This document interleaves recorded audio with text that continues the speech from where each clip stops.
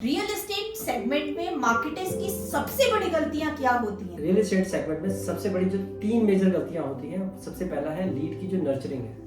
वो बहुत सारे रियल एस्टेट के केस में जहाँ पे मैंने इसको क्लोजली ऑब्जर्व करा है वो बहुत ही डिस्टॉर्टेड है। सेकंड जो टारगेटिंग है, आपकी जो ऑडियंस है आप सही तरीके से टारगेट नहीं कर रहे, क्योंकि इसका जो सीधा रेलेवेंस आता है आपका जो ऑडियंस है उसके रेलेवेंस के अकॉर्डिंगली वो ऐड नहीं बनी हुई। जब और ऐड ही रेलेवेंट नहीं बनी है ऑडियंस के अकॉर्डिंगली तो वो टारगेटिंग भी सही नहीं होती है और ऐड कंटेंट भी आपका ढंग से नहीं बनता है। बिल्कुल सही कहा आपने।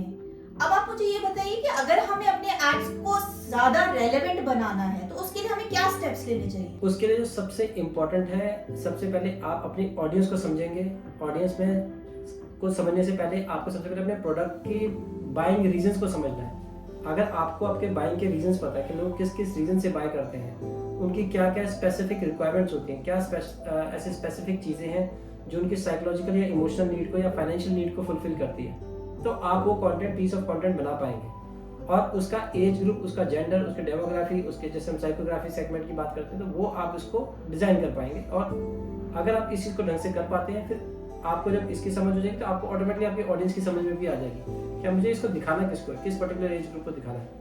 जब आपकी ये समझ, दोनों चीजें आपकी मर्ज हो जाएंगी तो आपको रिजल्ट आएगा ही आएगा। एब्सोल्युटली। हमारी इन ट्रिक्स को यूज करके अपने एड्स को और रेलेवेंट बनाइए और हमें बताइए कि आपको उससे कैसा रिजल्ट्स मिला।